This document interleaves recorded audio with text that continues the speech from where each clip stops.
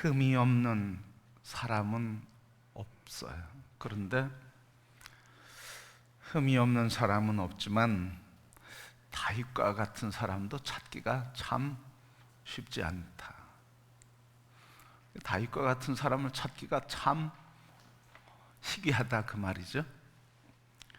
왜 그런가 하면 우리 하나님의 쓰임받은 사람들을 보면 공통점이 대부분 있어요.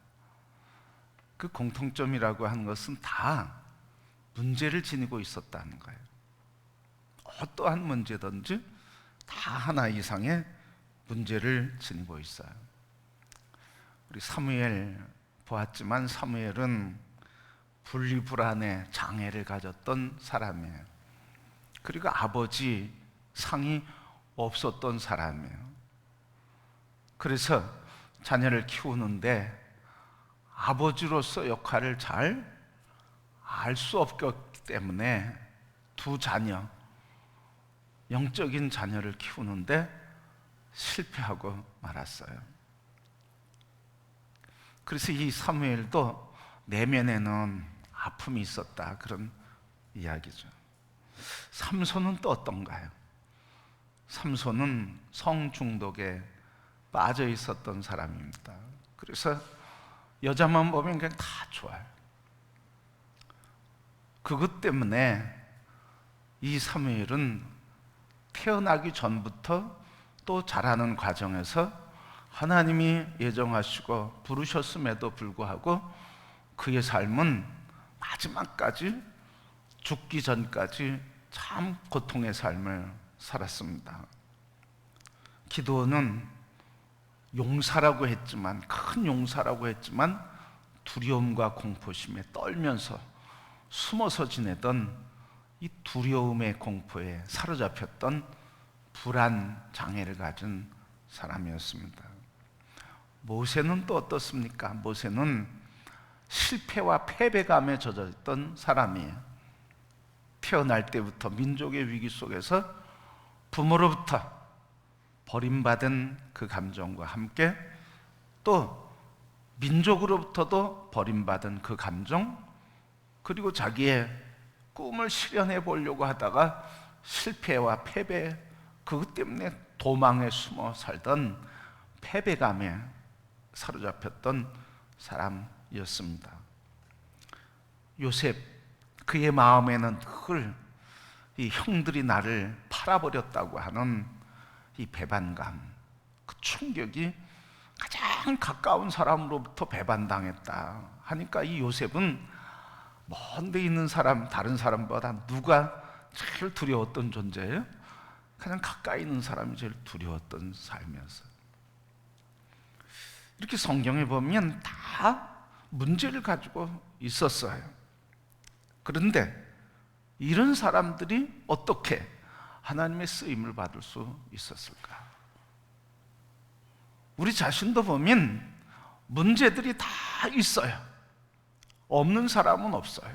그런데 문제가 다 있는데 어떻게 쓰임 받을 수 있느냐? 그래서 하나님의 사람들 중에 상처 없는 사람 없고, 그리고 아픔 없는 사람 없고, 절망감 없는 사람 없고, 인생의 쓴 잔을 마셔보지 않은 사람은 한 사람도 없어요.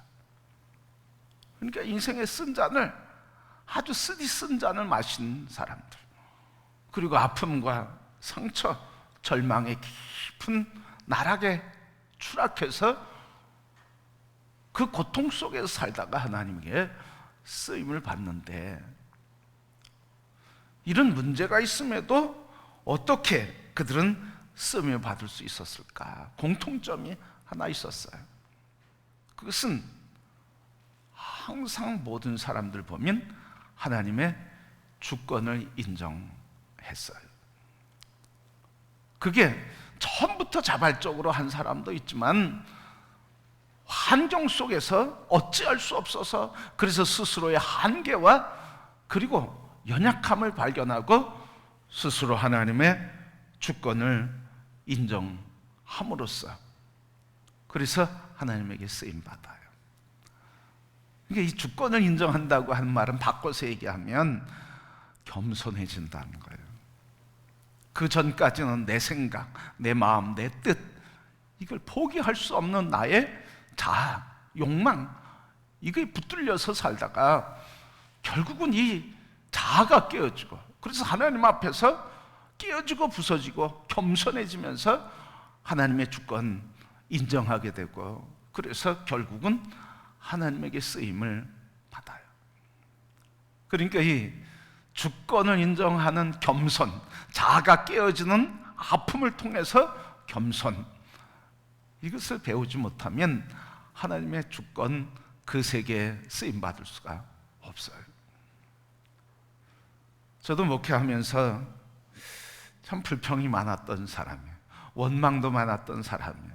그래서 전도사 시절 목회 처음 시작해, 목사 안수 받고 처음 이렇게 목회하는데, 그냥 가면 축복해주면 좋은데 봉헌하는 교회, 새로 건축해서 봉헌하는 교회 가면 꼭 그 얘기를 해. 참 이게 복 받을 짓을 해야 되는데, 무슨 얘기하면 화장실 가서 하는 얘기가 있어요. 이 화장실 하나 짓는 거면 우리 교회 크게 짓겠다, 뭐 이런 생각하면서 축복하지를 못해. 그런데 하나님께서 만지시고, 그리고 어느 순간 나를 낮추시고, 그래서 내 마음에 하나님 질문을 주시는 거예요. 늘 너 그렇게 잘났는데, 잘난 너는 왜 그 모양 그 꼴이냐? 이런 마음을 들게 하시는 거예요. 잘난 너는 왜 그렇게 늘 불평과 원망과 그리고 마음에 가시가 있냐? 잘났으면 그런 거 있어야 되냐? 뭐 이런 질문을 주시는 거예요. 그거 뭐예요? 바꿔서 얘기하면 뭐예요? 너 잘났으면 그렇지 않은데 못났으니까 그렇지, 그런 거 아닙니까? 그래서 제게 늘 원망하고 불평하고 그렇게 비판하고 아주 날카롭게 비판하고 그러던 나에게 하나님이 오랜 몇 년 여러 해 지난 뒤에 제 마음에 계속 그런 생활하니까 하나님이 그냥 놔두지 않으시고 그나마 잘난 너는 이렇게 질문하시는 거예요. 제가 꺾어졌어요. 그래, 내가 잘난 게 아니라 못난 거구나. 그래서 겸손해지기 시작하는데 하나님 그렇게 만들어 가시더라고요. 겸손해지게 하시고, 또 내 마음에 하나님이 나를 통해 나에게만, 그리고 나만을 통해 이루실 하나님의 계획이 있다고 하는 것을 알게 해주시고, 그래서 내 계획을 내려놓고 하나님의 계획을, 그래서 하나님의 주권을 붙들고 인정하게 되니까 그때부터는 정말 축복하게 되더라고요. 여러분, 하나님이 우리에게 완벽해서 쓰시는 게 아니에요. 여러분이 완벽해서 하나님이 쓰시는 게 아니라는 거죠. 그런데 우리 생각에는 항상 그 생각들이 있어요. 이렇게 주님의 일에 참여합시다 그러면 많은 생각들을 하는데, 뭐 겉표면적인 이유는 시간이 없어요. 그래서 바빠요.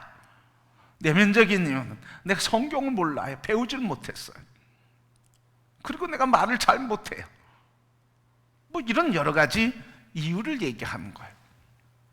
그런데 우리가 알아야 할 것은, 목사는 그걸 몰라도 누구는 알고 계시다고요? 하나님은 알고 계시는 거예요. 그래서 하나님이 여러분들의 부족한 것들이 채워졌기 때문에, 완벽하기 때문에 쓰시는 것이 아니라 하나님의 부르심의 주권을 인정하고 주권에 순복해가는 그 과정에서 하나님이 만들어 가시는 거예요. 다듬어 가시는 거예요. 그래서 하나님과 깊은 교제가 깊어지면 깊어질수록 더 성숙하게 되고 하나님의 역사를 온전히 이루게 하시는 줄 믿습니다. 그러니까 우리가 쓰임받는 건 우리가 바르게 아셔야 돼요. 그리고 우리가 겸손해서 얘기하는 것 같지만 하나님 앞에서는 교만이라는 거예요. 내가 무엇도 없고 무엇도 부족하고 무엇도 안 돼서 라고 이야기하는 건 겸손 같지만 그것은 하나님 앞에서 교만이라는 거예요. 다시 얘기하면 하나님의 주권을 부정하고 있다는 거예요. 인정하지 않고 있다는 거예요. 여전히 내가 주권자여, 내가 주인되어 살아가고 있다는 것을 얘기하는 것, 그것일 뿐이라는 거예요. 그러니까 우리는 항상 겸손, 그의 주권을 인정함으로 겸손해야 해요. 그래서 그리스도인들에게 결국 이 겸손과 하나님의 주권을 인정하는 표시가 뭐예요? 하나로 표현한다고 하면 그게 바로 이거예요. 아멘, 순종이라는 거예요. 순종이 없는 곳에는 하나님의 역사가 일어날 수가 없어요. 그래서 제가 말씀드리잖아요. 하나님에 대한 순종을 목사는 여러분들은 하나님에 대한 순종을 누구에게? 목사를 통해서 보여주셔야 된다는 거예요. 이게 영적 질서가 안 생기면 아무 일도 할 수 없어요. 목사가 순종하지 않고, 성도들이 목사에게 순종하지 않고, 그리스도 예수 안에서 하나님의 선한 뜻을 위해서 무조건 나쁜 거 악한 거 그거에 순종하라 이 얘기 아니잖아요. 하나님의 부르심의 소원과 소명을 위해서 영적 지도자가 하나님께 순종하고요, 또 성도들이 하나님에 대한 순종을 담임 목사 앞에서 고백하고 보여줌으로써 우리 모두가 다 누구에게 순종하는 거예요? 목사는 여러분들에게, 그래서 여러분들을 섬김으로써 순종하고, 그래서 하나님께 순종을 나타내고, 여러분들은 하나님에 대한 순종을 목사에게 보임으로써 하나님에 대한 순종을 보이는 거예요. 이 질서가 깨어지면 하나님과의 관계가 끊어지는 거예요. 이 질서가 깨어지면 하나님의 교회가 세워질 수가 없는 거예요. 껍데기만 있는 거죠. 환난과 시련과 문제가 일어나면 모래알처럼 흩어지는 거예요. 그런데 이 하나님의 주권, 겸손, 그래서 순종함으로 우리 서로가 서로에게 하나님에 대한 순종을 이루게 될 때 하나님의 교회는 건강하고, 하나님의 사역은 능력이 있고, 하나님이 이루고자 하시는 역사는 권능으로 이루어지는 줄 믿습니다. 우리 성도들이 그래서 이 겸손해야 되는 거예요. 겸손해. 오늘 본문의 말씀, 모든 사람들이 다 문제가 있었지만 하나님께서 다윗을 오늘 보여주시는데, 오늘 다윗을 세우시는 이야기예요. 그럼 다윗만큼 좀 달랐어요. 문제가 많이 있어서 그럼에도 세운 것은 아니었어요.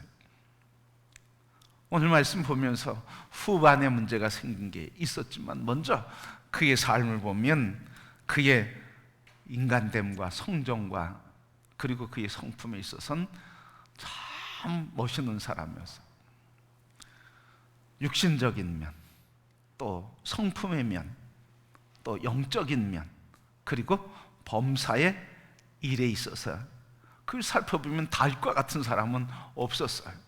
먼저 육적인 면에서 보면 12절 말씀, 오늘 보면 12절 말씀 보면, 이에 사람을 보내어 그를 데려오매 그의 빛이 붉고 눈이 빼어나고 얼굴이 아름답더라. 여호와께서 이르시되 이가 그니 일어나 기름을 부으라 하시는지라.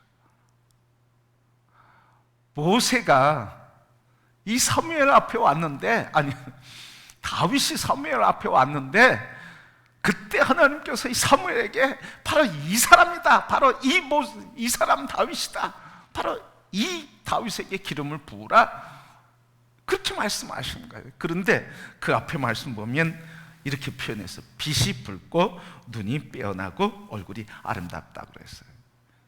이 빛이 붉다, 이 말은 붉은 머리카락색을 얘기하고 있어요. 근데 이때 당시에 이 붉은 머리카락은 아름다움의 조건 가운데 하나였어요. 아름다운 사람, 멋있는 사람의 조건 가운데 하나가 머리카락이 붉은 거였어요. 눈이 빼어나다. 눈이 빼어나다고 하는 건 뭐 퉁방울로 이게 아니라, 눈이 빼어나다고 하는 건 눈이 초롱초롱 총기가 있다 하는 말이에요. 총기. 이 총기가 있다. 그래서 총기 있는 아름다운 눈이라. 여러분, 사람은 어디에 나타나요? 사람의 모든 것은 눈에 나타나. 그러니까 눈 보면 사람 안다는 거잖아요. 눈 보면 눈에 다 나타나. 그의 감정, 현재의 상태, 살아온 삶의 여정들, 그리고 눈에 나타나. 그래서 이 다윗은 눈에 총기가 있는 사람, 그리고 얼굴이 아름답다 그랬어요. 이 아름답다고 하는 것은 외적인 아름다움이 아니라 외적인 아름다움을 넘어서서 내면의 아름다움이 외면으로 표현된 것. 그래서 얼굴을 보면 내면의 아름다움이 풍겨. 내공이 있어 보인단 말이죠. 내공이 있어 보여요.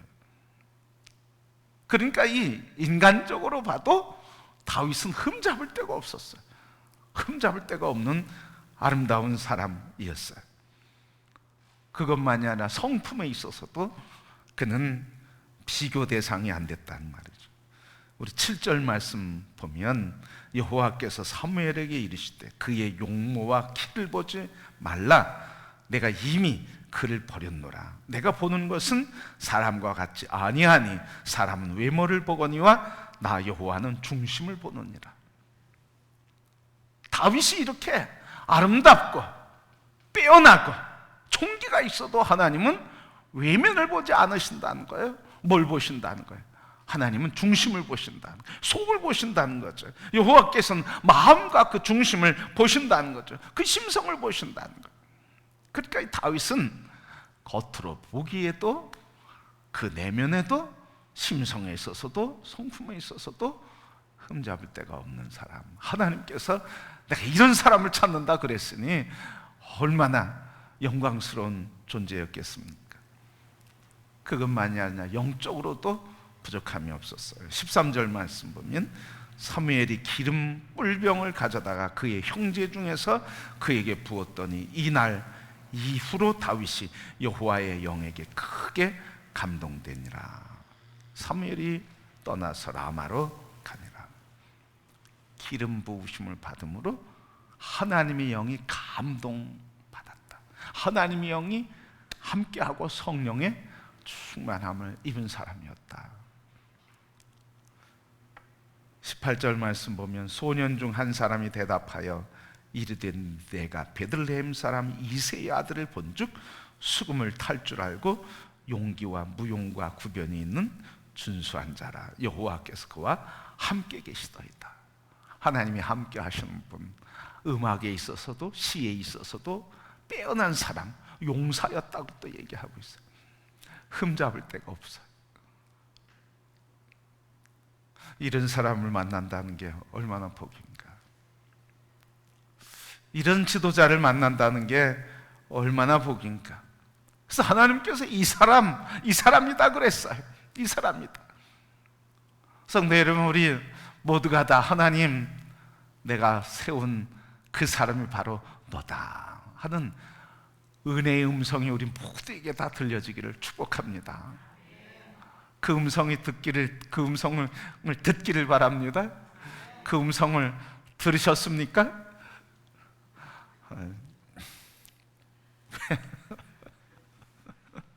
내가 너를 지명하였느니 너는 내 것이라. 너는 왕같은 제사장, 거룩한 나라의 택한 족속이라.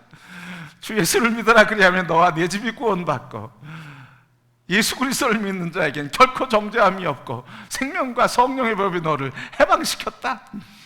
아니, 그 음성, 복음을 늘 들으면서도 하나님이 우리를 그렇게 존귀히 여기셨다는 게 믿어지지 않고 고백되지 않으니 어떻게 큰일을 하겠습니까? 다시 한번 묻겠습니다. 주님이 우리를 이렇게 존귀하게 하신 소리를 들으셨습니까? 그 음성을 들으셨습니까? 그 말씀을 들으셨습니까? 주님이 우리를 여겨주시는 것을 믿습니까? 항상 그래야죠, 여러분. 항상. 다윗이 너무 높아 보이고 좋은 점만 얘기하면서 다 비교하셨나 봐. 속으로 나는 아닌데 그러셨나 봐. 아니에요, 여러분. 십자가 위에서 이미 여러분들이 생각했을 문제들은 다 해결해 주신 줄 믿습니다. 그 믿음으로 사는 거잖아요. 그 믿음으로. 근데 마귀는 자꾸 그걸 보지 못하게 하는 거예요. 자꾸 옛사람만 보게 하는 거예요. 부족한 것만 가지고 자꾸 고발하는 거예요. 너 그런 사람 아니냐? 너 그것도 못 찾지 않냐? 너 자신을 생각해봐라. 그렇게 문제 많은 너가 어떻게 하나님의 일을 한다고 그렇게 나댔냐? 주제를 알아라. 뭐 이렇게 계속 고발해요. 근데 우리는 그거에 자꾸 속아. 그렇지. 뭘 그래? 그럴지라도 십자가에서 나를 새롭게 하셨고 그리스도 예수 안에서 나를 거듭나게 하셨다. 죄에 대해서 난 죽었다. 의에 대해서, 하나님에 대해서 산 자로 주님이 여겨 주신다. 이 믿음으로 살아가는 줄 믿습니다. 이 믿음으로 살아야죠. 항상 패배감과 절망감과 내 문제와 연약함 그것만 붙들고 그걸 한탄하고 그걸 해결해 달라고, 해결받은 줄 믿습니다. 해결해 주신 줄 믿습니다. 이미 해결된 거잖아. 이제 우리가 뭘 하면 돼? 하나님, 이 문제도 해결해 주시고 그리고 처리해 주신 것을 감사합니다. 내가 두려움과 근심과 염려가 있을 때 하나님, 이미 주님 처리하신 것, 그것을 사단이 자꾸 나를 의심케 하고 근심케 하고 두렵게 하는군요. 내 안에 있는 근심과 두려움의 어둠의 권세는 예수 이름으로 명하노니 떠나갈지어다. 물리치고 바울이 고백한 것처럼 이제 내가 육체 가운데 사는 것은 나를 사랑하사 십자가 위에서 나를 위해 구원하시고 달려 죽으신 예수 그리스도를 믿는 믿음으로 사는 거다. 이게 그리스도인 줄 믿습니다.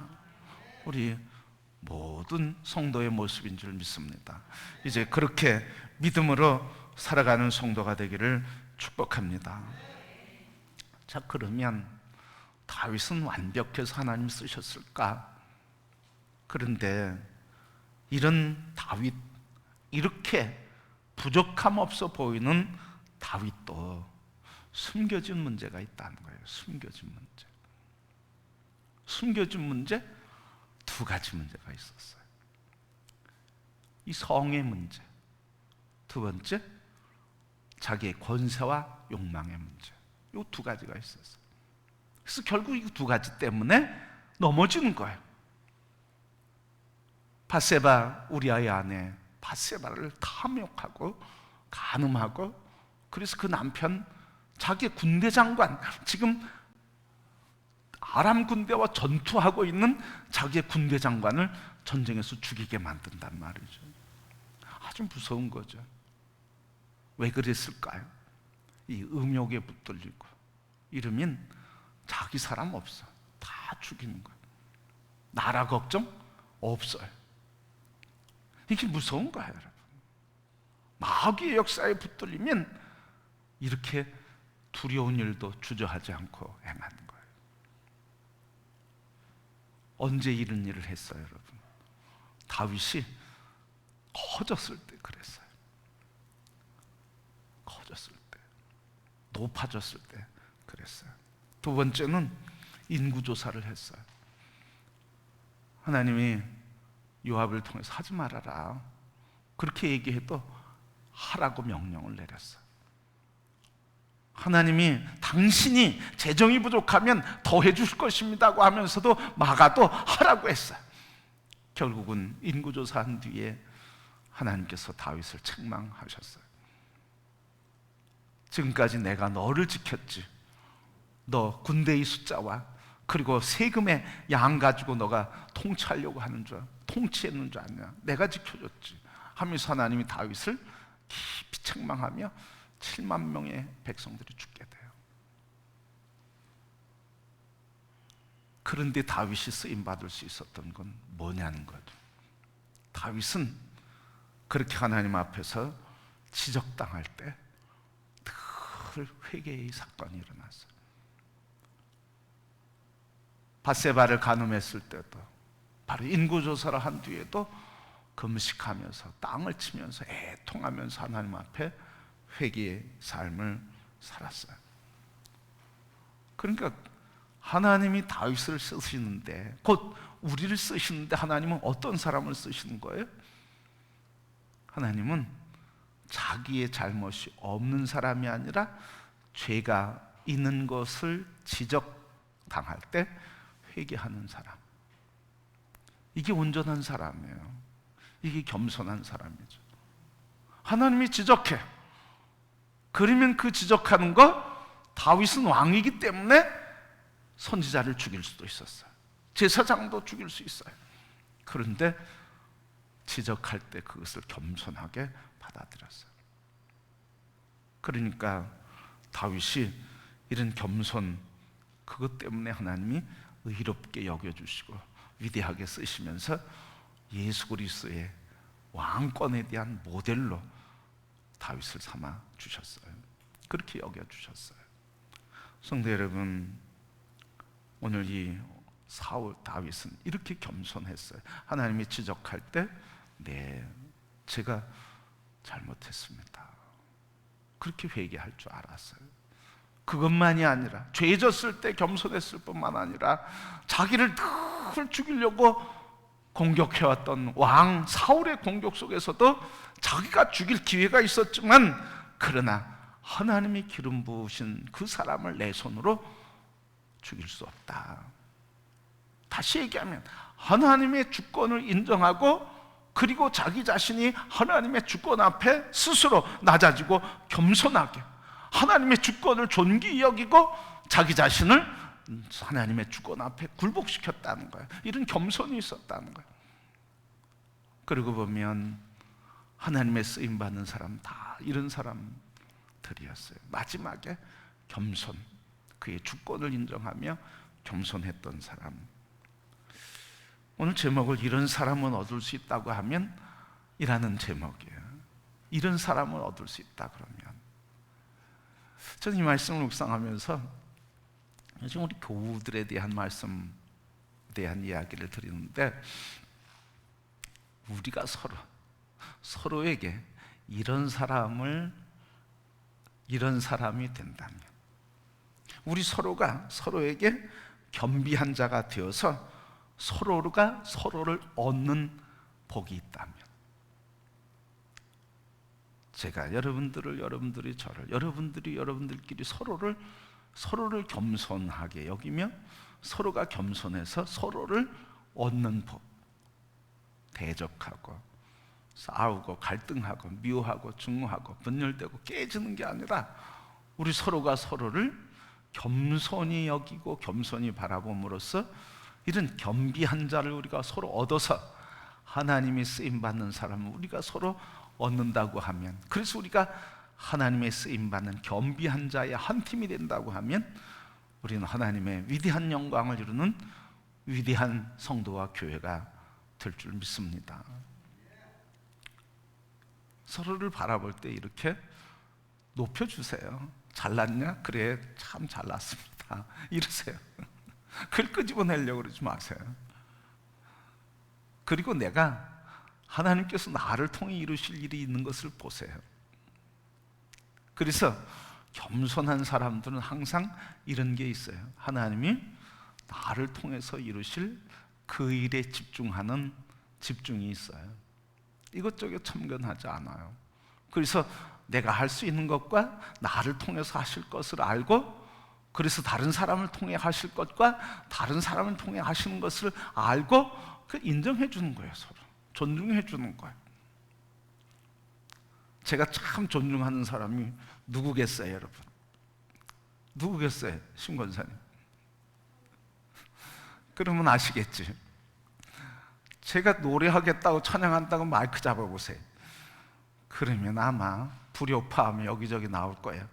박자가 맞나, 음정이 맞나, 뭐 이런 거 잘 안 맞으니까. 그 잘하는 분들이 얼마나 아름다운지 몰라요. 그러니까 우리 자신들이 하나님의 나를 통해 이루실 일이 있는 것을 아는 것, 그리고 나의 부족함을 아는 것, 그래서 나의 부족함을 하나님께서 다른 지체를 통해서 이루시는 것을 인정하는 것, 그래서 서로가 서로를 인정해주는 겸손함, 그럴 때 서로를 얻게 되는 줄 믿습니다. 그래서 한 팀이 되는 거죠. 그래서 한 가족이 되는 거죠. 한 지체가 되는 거죠. 그래서 한 몸이 되어서 하나님의 교회를 아름답게 이루어가게 되는 줄 믿습니다.